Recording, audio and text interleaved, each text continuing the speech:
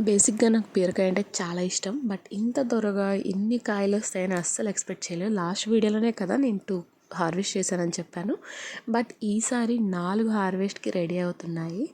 And ఇంకొకటి నేను మామిడికాయ చెట్టు అండ్ పిచ్చుక గురించి అప్డేట్ ఇస్తానన్నాను కదా! ఇది నెక్స్ట్ వీడియో. పిచ్చుక గుడ్లు పెట్టిందా లేదా అనేది ఈ వీడియోలో మీరు క్లియర్‌గా చూడొచ్చు. నేను చాలా కష్టపడ్డానండి. ఈ వీడియో తీయడానికి నిజంగా చాలా కష్టపడ్డాను. ఎందుకంటే గుడ్లు అసలు కనిపియనే లేదు. చాలా చిన్న గుడ్లు కదా! సో 3 అయితే ఉన్నాయి. అవి పిగిలినప్పుడు నెక్స్ట్ వీడియోలో చూపిస్తాను. ఖచ్చితంగా మన ఛానల్ సబ్స్క్రైబ్ చేసుకోండి. ఎందుకంటే మీరు అప్డేట్ చూడాలి కదా! సో ఇక్కడ చూడండి కాయలు ఎన్ని కాయలు ఉన్నాయో ఇవన్నీ పెద్ద అయిన తర్వాత ఖచ్చితంగా మీకు కోసి మరి చూపిస్తాను. ఈసారి 4 రెడీ అవుతున్నాయి. చాలా పెద్ద సైజే వచ్చేటట్టున్నాయి. అదేంటో తెలియదు వీటికి గండు చీమలు పట్టుకుంటున్నాయి. ఎక్కువ స్వీట్ ఉంటాయో మరి ఎటెట్టో.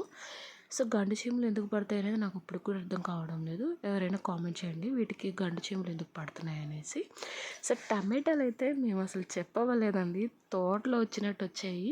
ఉండేది ఒక 6 చెట్లు ఉన్నాయేమో. బట్ ఎన్ని కాయలు డైలీ కోసేవాళ్ళము. ఇక్కడ చూడండి నా చిట్టి తల్లి ఎన్ని కాయలు పెట్టుకొని ఉందో.